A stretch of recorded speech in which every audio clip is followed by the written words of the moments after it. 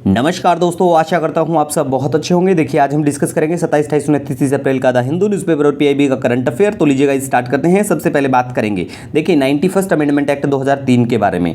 आप देखिए इंसर्ट किया जाता है एक क्लोज फर्स्ट ए को आर्टिकल 164 में, जो कहता है कि total number of minister including chief minister in the council of minister in the state shall not exceed 15% of total member of legislative assembly of the state. ठीक है, तो देखिए वन डे स्टेट विशेष में पूछ लेते हैं कि recently 91st amendment act was news में था, तो ये किस चीज से संबंधित है, तो आपको पता होना चाहिए। ठीक है भैया, वैसे देखिए लक्ष्मीकांत उठाना, पार्लियामेंट को अच्छे से पढ़ लेना, अच्छे से रिवाइज करना, 2-3 क्वेश्चन हर साल वहां से पूछे जाते हैं। ठीक है, उसके बाद में हम बात करेंगे धारा 144 और कर्फ्यू के बारे में। अब देखिए अगर हम बात करें सेक्शन 144 के बारे में, तो जहां भी जिस एरिया में सेक्शन 144 लगाया जाता है, इसका मतलब वहां पे 4 या उससे ज्यादा लोग इकट्ठा नहीं होंगे। और कर्फ्यू अगर कहीं पे लगता है, इसका मतलब है घर के अंदर पैक हो जाओ, आप बाहर नहीं निकलोगे। ठीक है, तो यही मेनली डिफरेंस है। उसके बाद में हम बात करेंगे लेबर फोर्स पार्टिसिपेशन रेट के बारे में। अब देखिए गाइज, लेबर फोर्स अगर पार्टिसिपेशन रेट की हम बात करें,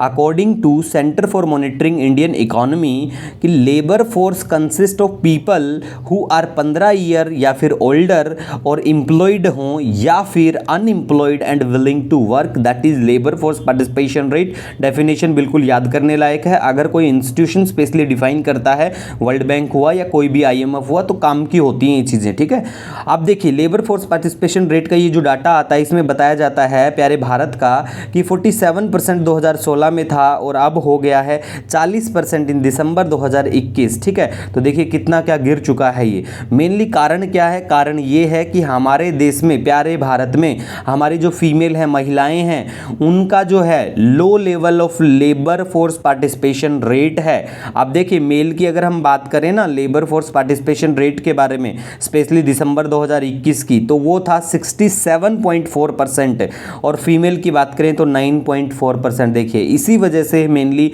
हमारा low level of labour force participation rate है। ठीक है गाइज, नेक्स्ट हम बात करेंगे वर्ल्ड इकोनॉमिक आउटलुक और ग्लोबल फाइनेंशियल स्टेबिलिटी रिपोर्ट।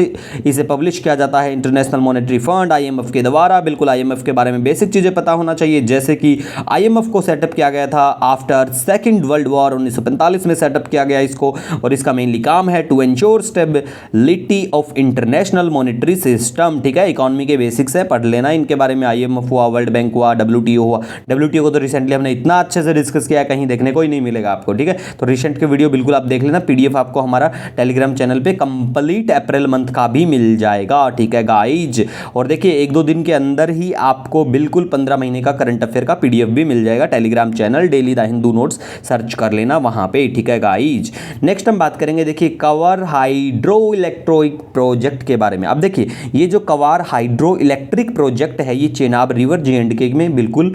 उसके बाद में हम बात करेंगे मलचा महल के बारे में। तो देखिए इसे बनाया गया 1325 में बाई फिरोज शाह तुगलक के बारे में पढ़ लेना भैया। ठीक है, उसके बाद में देखिए Indonesia world's biggest producer and consumer and exporter of palm oil. ठीक है, ये बैन कर रहा है कि भाई हम एक्सपोर्ट नहीं करेंगे क्योंकि इनके देश में किल्लत हो गई है, इसीलिए इन्होंने कहा है। ठीक है, तो आपको बिल्कुल पाम ऑयल के बारे में पता होना चाहिए। इंडिया कहां से क्या लेता है, जैसे कि प्यारा भारत अपनी हाफ से ज्यादा जो एनुअल नीड होती है ना, वो इंडोनेशिया से पूरी करता है। मतलब हम बहुत ज्यादा पाम ऑयल जो है इंडोनेशिया से लेते हैं। और इंडोनेशिया और मलेशिया की बात करें, दोनों मिलकर 90% ऑफ ग्लोबल पाम ऑयल का प्रोडक्शन करते हैं। और जो पाम ऑयल है world's most widely use vegetable है, और India is the biggest importer of palm oil. Basic information बिल्कुल पता होना चाहिए, वनडे एग्जाम में या फिर सिविल सर्विस में भी बहुत बार पूछे जाते हैं ऐसे। ठीक है, तो ये डाटा आपको आना चाहिए। उसके बाद में देखिए म्यूजियम ग्रांट स्कीम के बारे में बात करें, इसे 2013 में लॉन्च किया गया था। मिनिस्ट्री ऑफ कल्चर जो है बिल्कुल पैसे देती है सेटअप करने के लिए नए म्यूजियम को। ठीक है, और इनके रखरखाव की भी बात करते हैं लोग फिर। उसके बाद में देखिए India has not banned the sale of menthol cigarette. ठीक है, तो रिसेंटली चर्चा में आया था, तो प्यारे भारत ने तो भैया इसको बैन नहीं किया है। ठीक है, मेंथोल अगर सिगरेट की हम बात करें, according to global youth tobacco survey, India has second largest number of tobacco user हैं प्यारे भारत में। ठीक है, पता होना चाहिए। उसके बाद में देखिए नियरली 27% ऑफ ऑल कैंसर जो हैं प्यारे भारत में, जो ये कैंसर के मरीज हैं 27% जो हैं टोबैको की वजह से हैं। भाई देखो चिंता वाली बात है, ठीक है। और अगर हम बात करें मेंथोल सिगरेट के बारे में, तो 2012 में ब्राज़ील पहला देश बना जिसने बैन कर दिया मेंथोल सिगरेट को, ठीक है।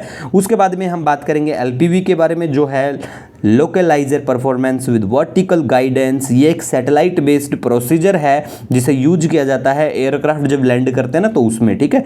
उसके बाद में हट्टी कम्युनिटी भी चर्चा में है, ये बिल्कुल हिमाचल प्रदेश की कम्युनिटी है। उसके बाद में जीरो इफेक्ट स्कीम है जिसे 2016 में मिनिस्ट्री ऑफ एमएसएमई ने लॉन्च किया था, और it is an integrated and comprehensive certification system, ठीक है गाइज।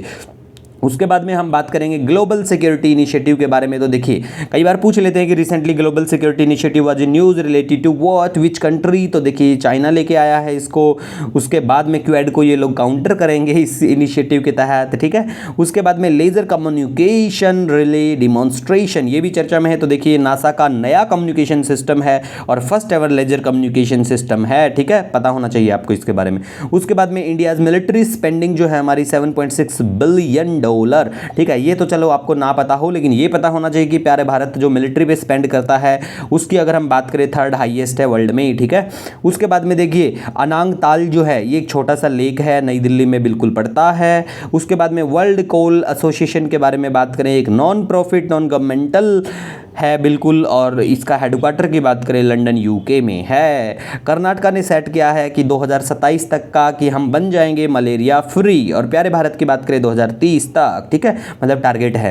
तो देखिए कर्नाटक पूछ सकते हैं कि भाई रिसेंटली कौन सा क्या राज्य है जो आगे आया है कि हम 2027 तक बिल्कुल मलेरिया फ्री हो जाएंगे। तो आपको पता होना चाहिए मलेरिया क्या होता है। मलेरिया के बारे में बेसिक चीज़ें जैसे कि एक मॉस्किटो बॉर्न इन्फेक्शियस डिजीज होती है दैट अफेक्ट्स ह्यूमन को भी करती है और अदर एनिमल को भी करती है। इसी के साथ गाइस देखिए अगर आपका कोई भी सजेशन होता है, कोई सुझाव होता है, नो डाउट आप मुझे कमेंट कर सकते हैं, मेल कर सकते हैं, या इंस्टाग्राम पे the Hindu PIB note search करके वहां भी हमसे जुड़ सकते हैं। मिलेंगे एक नए वीडियो लेक्चर के साथ, तब तक के लिए हैव ए ऑसम डे।